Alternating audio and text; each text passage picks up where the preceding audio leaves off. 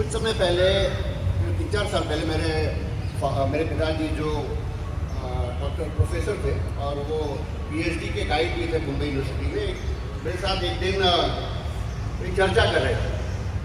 तो उन्होंने मुझसे कहा कि उनका ये डर है इस देश में कि किसी दिन एक दिन ऐसा भी आ सकता है जहाँ पर कुछ विचारधारा के लोग गांधी नेहरू जैसे महापुरुषों को बदनाम करेंगे, उनके खिलाफ अपशब्द कहेंगे और हो सकता है कि ऐसा दिन आए जहाँ पर जिस तरह रशिया में जिसने स्वतंत्रता दिलाई थी स्टालिन और लेनिन, उनके बाद में मूर्ति तोड़ी गई, उसी तरह से कहीं ऐसा न हो हमें ये काला दिन देखना पड़े कि गांधी और नेहरू जी की भी मूर्ति को क्षति पहुँचाई है। बेटा एक मिनट, क्षति पहुँचाई जाए। वो दिन अब मुझे याद आ रहा है, पिछले 3-4 दिन पहले मैं टाइम्स नाउ पे, नवभारत पे एक न्यूज़ देख रहा था।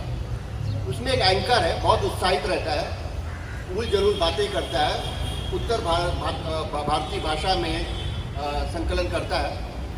वो ये कह रहा था कि इटाली में बैठा कोई बहुत पुराना उनका प्राइम मिनिस्टर उस समय का, जब हमारी हिस्ट्री में जब फ्रीडम स्ट्रगल चल रहा था, तो उससे किसी ने पूछा कि बापू का योगदान हमारे स्वतंत्रता के स्ट्रगल में क्या था। तो उसने कहा नाम मात्र, और सुभाष चंद्र बोस के बारे में उसने कहा कि इनका ही सबसे ज़्यादा योगदान था।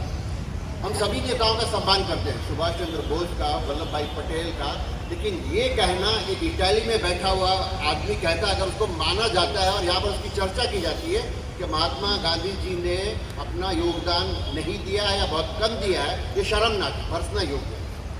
और ऐसे एक चैनल नहीं, ऐसे कई चैनल दिन रात जो हमारे पहले के स्वतंत्रता सेनानी, हमारे लीडर जिन्होंने अपना खून पसीना एक किया, जाने दी, लड़ाइयाँ लड़ी, उनके खिलाफ अपशब्द बोलते हैं। ये एक सुनियोजित ढंग से, और मैं बिल्कुल कहना चाहूँगा कि एक खास विचारधारा से प्रेरित, गवर्नमेंट संचालित ये सब कुछ हो रहा है। बात हो रही है कि हमारा देश उन्नति कर रहा है, हमारा देश उन्नति कर रहा है। उसमें 2 पॉइंट मैं रखूँगा, उसके बाद मैं अपने वाणी को विराम दूंगा। पहला, ये बताया जा रहा है कि हम लोग पूरे विश्व की सबसे 5वीं बड़ी अर्थव्यवस्था बन गए। अर्थव्यवस्था नंबर 1, 2, 3, 4, 5 पे आने का मतलब है कि हमारे देश में उत्पादन, सब जो हमारे सामान बनते हैं हमारे देश में हर प्रकार के, उसको उत्पादन की क्षमता जितनी है उतने में देश की रैंकिंग बढ़ती है। और ये क्षमता जो उत्पादन होता है हमारे देश में, वो जनसंख्या से का प्रोपोर्शन है। जितनी ज़्यादा जनसंख्या होगी उतना उत्पादन करना पड़ेगा।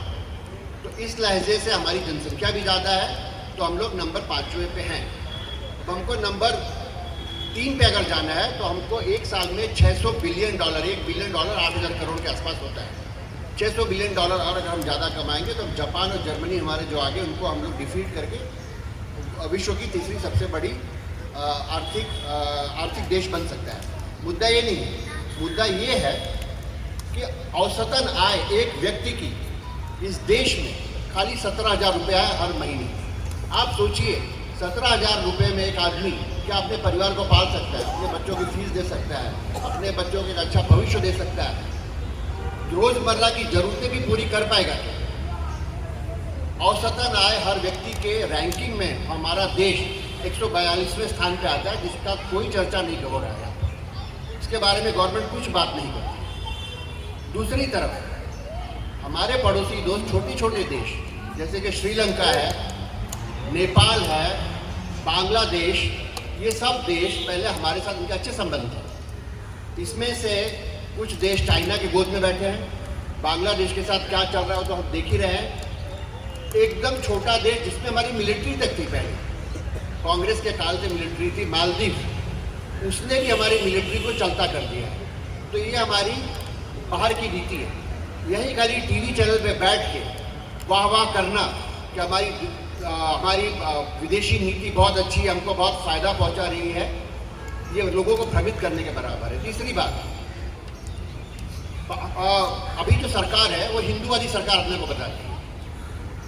हिंदूवादी सरकार ने आज तक बांग्लादेश में इतने हिंदुओं पर अत्याचार हो रहा है, खाली 1-2 वाक्य कहने के अलावा कोई ठोस कदम नहीं उठाया। मैंने प्रधानमंत्री जी को लिखा भी था कि बांग्लादेश को वार्न किया जाए कि अगर हिंदुओं पर अत्याचार बढ़ता रहा तो हम आप पे मिलिट्री कार्रवाई करेंगे। बिल्कुल ऐसा नहीं किया जाता। बांग्लादेश पाकिस्तान के गोद में खेलता है। इंपॉर्टेंट चीज है कि सारा दिन धर्म की बात होती है। और एक बात ध्यान रहे, धर्म के दम पे आप देश को जोड़ नहीं सकते, क्योंकि अगर ये सच होता तो पाकिस्तान से बांग्लादेश अलग नहीं होता। सीरिया, इराक, अफगानिस्तान सब जगह संघर्ष चालू है आपस में।